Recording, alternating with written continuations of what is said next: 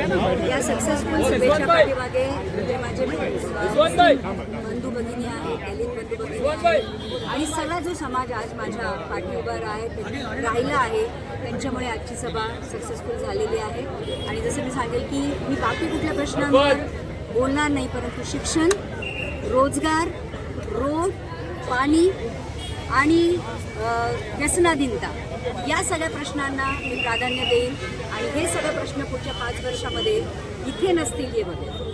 केलाय की तो रस्ता का कसा बंद केलेला आहे याचं लिगली जे कायद्याच्या अनुसार जाऊन तो रस्ता परत कसा चालू होईल आणि या लोकांची असुविधा किती आहे हे जोपर्यंत विधानसभेत आणि सरकारपर्यंत पोहोचणार नाही तोपर्यंत तो रस्ता चालू होणार नाही. त्याच्यामध्ये किती मोठं करप्शन झालेलं आहे.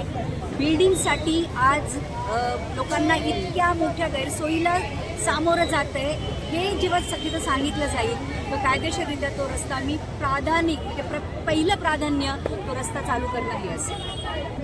आज सरकारी तिजोरी खाली कर रहे हो, आज सरकारी तिजोरी के ऊपर इतना ज़्यादा लोड है, कर्जा ले लेकर आप लोगों को आज कुछ करने की कोशिश करें, वो भी इसलिए क्योंकि आपको वोट चाहिए. जनता नादान नहीं है, जनता को भी पता है जैसी सरकार आएगी या नहीं आएगी ये योजनाएं बंद होने वाली है. तो मैं मेरी लाडकी बहनों से बहनें हैं इनसे ये दरख्वास्त करूँगी, निवेदन करूँगी, प्रार्थना करूँगी, ये सारे झोल झपाटे में मत आओ, सही उम्मीदवार चुनो और सही सरकार चुनो. जसं डॉक्टर राजरत्न साहेबांनी सांगितलं की डायपर जर वेळेवर चेंज केले नाही तर इन्फेक्शन होईल.